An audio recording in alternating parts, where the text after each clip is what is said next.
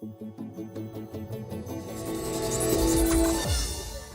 going to talk essentially about a global setting, and I'm going to look to the future. My organization, in fact, is really looking at the next 50 years and trying to make a judgment about whether we're going to have an impending global food and water crisis.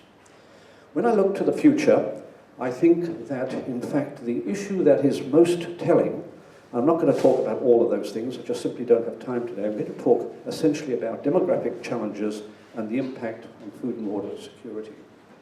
To my mind, the factor which has the most influence on the changes that we're going to face in the future, and which we have faced in the immediate past, has been population, our demography, how much it has happened, how much it has increased over time. We've had an astronomical increase in people. The first billion people on Earth occurred about 1804, after literally tens of thousands of years of population growth. The second billion people occurred in 1926. The third billion, 33 years later. And of course, we know that in 2011, we hit 7 billion people. This astronomical increase, and the speed at which it increases, if you look at the graph, it looks like that, has in fact meant that many of our natural systems, forests, plains, aquifers, soils, have all been seriously degraded. And while it's something that we probably recognize for some time, not all that much action has been taken. And quite frankly, we're now at a tipping point. We have to work to regenerate those natural resources if we are in fact to continue to survive. Population growth, which I've just explained. Next one, please. One of the issues that this has brought about is that many countries, many governments in many countries are in fact suffering what we call demographic fatigue. This means that they simply have lost the support of their populations because they have not been able to provide adequate medical support, education, jobs, and to look after an increasingly aging population, to the effect that they have lost the supporting their governments, and many of these governments have taken authoritarian means to try to recover their loss of support. Demographic fatigue is a major issue. Now, I should also say that when we look at population, we're also going to face a continuing increase, albeit at a much slower rate. The fastest year of population growth we've had so far was in 1967, where the population increased by 2.6% that year. This is the global population. Today, that increase is probably just over 1%. And sometime towards the end of the century, we will plateau.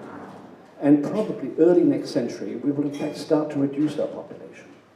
But nevertheless, we're still going to have a significant increase in population. The UN estimates that between 9.3 and 9.5 billion by the middle of the century. Unfortunately, most of the population increase is going to occur in areas that are already struggling to look after their current populations. In third world countries, developing countries. India, for instance, has a population today of about 2.1 billion. By the mid-century, it will be 2.6. Sub-Saharan Africa. This area, in general, has the largest and quickest rising population. It's currently just under 1 billion, and it will be also 2.6 billion by the middle of the century. Nigeria will have a population by 2050 of 400 million people. It will be the third largest, most populous country in the world, replacing the United States. So we've got a huge problem in this particular area. Families there, on average, had between 4 and 6 children. Most Western families now are 1 to 2 children. Another issue which is going to confront us is that our population across the world is aging. I think it's fair to say that by 2050, we will, for the first time ever, have more people in the oldest generation, those over 60, than in the youngest generation, those under 15. And that will be the first time ever. I think at the turn of this century, we had about 600 million people who were over 80 in the world. By 2050, it's likely to be about 2 billion. that gives some idea of the problem that we face. And we're seeing it in this country. Already we're seeing a lot of facilities being built, a lot of thought being given to looking after older people. We can afford it here, but the majority of the world can't. And that's one of the challenges that we do face. Even if we could produce enough food to feed the world, it's quite likely that many of those people could not afford that food. Most of the world earns about $2 a day. They are hard-pressed to even find the most basic food, let alone to increase and pay for more food. Another issue which I think is going to worry us, next one please, is this issue of gender inequality. Now we all know about China and its one-child policy. It of course has changed, but I think the Chinese are also finding that quite frankly families are quite happy with one child. But there are other parts of the world where this is also a problem. I was in Goa in India a few years ago, listening to a seminar not dissimilar to this, and they were talking about the gender imbalance. And this image behind me was produced by the Indian National Statistics Organization. It's a government-inspired organization, which looks at the best and worst cases of inequality between genders in China and India. By 2050, for every 100 marriageable women in China, there will be 186 males. In India, the situation will be even worse. There will be 191 males. They were talking about it in Goa, and indeed there were a number of people who said they knew families where two brothers had married the same woman. Now, I made a huge mistake some years ago. I was talking to an audience a bit like this, and I said, how would you men feel if you were in that situation? It was the wrong question. An elderly man at the back in a very gruff voice put his hand up and said, I'd feel a damn sight richer and far less stressed. That wasn't the answer I really wanted. That's another issue that we face. So we have all those issues to overcome. And of course, in China, the issue is made even worse because the rich men who live on the coastal area are going inland and marrying the rural brides. So the rural male population is suffering even more. So we face a lot of challenges that are the result of sheer population. The next issue, I'm looking at the lady who's going to tell me I've got to stop talking in 2 minutes' time. There, thank you. The next issue, of course, is food and water security. This is a major issue. Now, it's no surprise to us that, in fact, we are losing our topsoil far more quickly throughout the world than we can replace it. This has been occurring for some time. We also face, as an example, two very significant global dust storms. The first one here is in China. Those of you who visit Beijing regularly will know that Beijing is full of dust, that flights are delayed or postponed, that hospitals are full of people, that something like 640,000 hectares every year is converted into desert. 250 million people are affected. And the Chinese government is trying to do all it can to stop this or to change it. It's really been doing this for some time. I don't at this stage think that too much has come forward that is favorable, but at least they're concerned about it. The other area where we have, and that's fine, let's leave it there, thank you. The other area where we have a major problem is the area immediately south of the Sahara. The Sahara is moving south, it's expanding every year. About 100 kilometers a year. That doesn't sound much, but in 10 years, that's 1,000 kilometers. And what we have here in the southern Sahara is an area which is subject to a huge number of dust storms. In the 1950s, 60s, we were probably getting about 2 dust storms a year. Last year we had 80. An area in southern Chad lost over 1.5 billion tons of topsoil through dust, blown away. This is a major challenge. And I don't know necessarily that we have come to terms with how we're going to, in fact, face that issue. The other issue, of course, which requires a good deal of consideration is water. We have a lot of water in the globe, but a lot of it is not usable.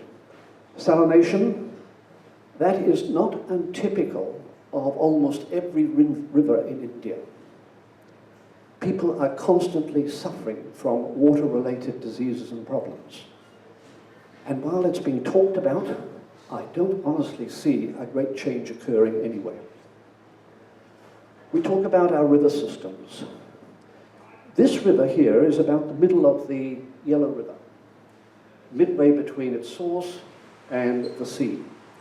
Increasingly, in various parts of the world, rivers are not reaching the sea, certainly to the extent they may have been 50 or 100 years ago. The Indus is another river, where only a small amount of water now gets to the sea. Inland rivers and other systems are in fact drying up. And of course, the most obvious one is the Aral Sea. And you can see very quickly, in time, in a short time, how quickly the Aral Sea has in fact dried up. Here's another picture of it. In Europe and North America, half the wetlands that were there 50 years ago are no longer there. It's a major issue. There are other things, of course, that affect water, and I won't go into them now, but I can say that the ice fields, both in the Arctic and Antarctic, are thawing out, particularly the Arctic. The ice fields in the Himalayas that provide so much of the water to the rivers from that area are also drying up. And a lot of it probably relates to what you see here. This is a summary of what has been said about climate change. It's not certain just how climate change is going to impact on all of this, and as a result, people who analyze this issue come up with a range of options. But the least option, the smallest option, 1.5 degrees Celsius increase by the end of the century, this is what they're anticipating. Now, I think that we're starting to think very seriously about these issues, but there's still a lot of doubt. We still have people who deny it. We have people with vested interests who don't want to admit. And of course, there are a lot of people who dispute what's causing climate change to occur. But I think looking around the room, that all of you, experiencing your own farms, looking at your own regions, will agree that over time, climate is changing.